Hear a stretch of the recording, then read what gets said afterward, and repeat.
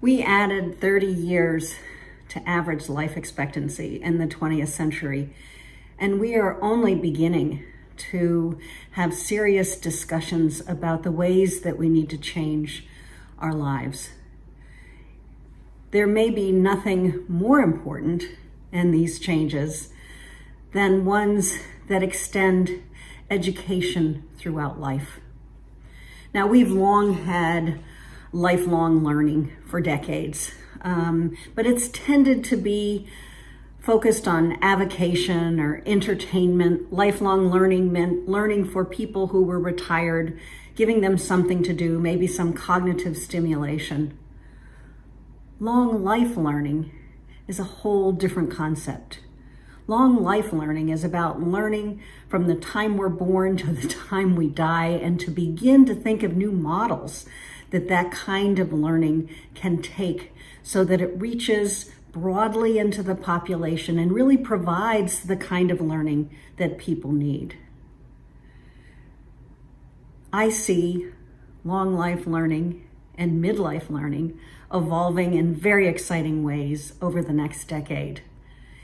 It's not going to all be in classrooms. It doesn't mean that instead of graduating from college or graduating from high school that marks the end, or that you have to stay in those kinds of classrooms for ever more years.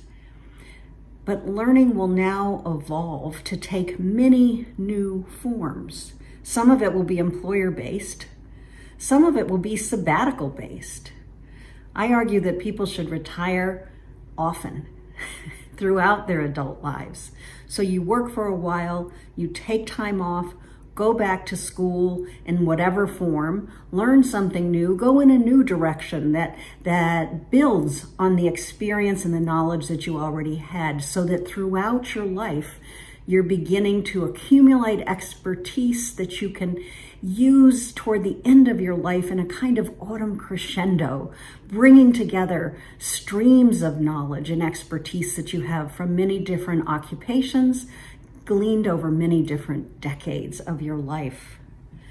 We'll also have ways of funding lifelong learning, long life learning, through mechanisms like 529 plans that allow people to save for education later in life.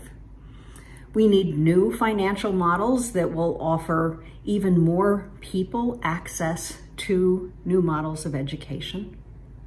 We'll begin to see things like micro degrees, mini courses. We'll begin to see apprentice-based learning and education that allows people to become up to date with a new approach to a new kind of technology. At the Stanford Center on Longevity, we're thinking a lot about longer lives and the new maps that we need to draw so that these longer lives are richer and improve quality of life at all ages. We've begun a program that we call the New Map of Life. This was an initiative we began in 2018 by convening about 50 experts together in Stanford campus. And the following year, we launched that to Bellagio, Italy, and had a meeting about the global New Map of Life, developing general principles of longer lives. And one of those guiding principles involves education and long life learning.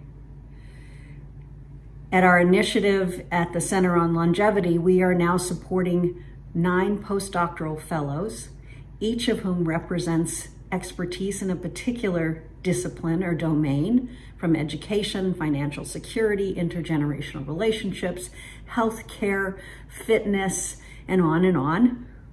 And one is on education. And what we'll do when we have these 9 domain reports at the end of a 2-year period, we will interweave them together to see how they intersect with one another, so that we can begin to have concrete discussions about the ways that we need to change the way we live our lives that take advantage of this enormous gift that we were handed by our ancestors, 30 extra years of life, with no strings attached. Let's start planning.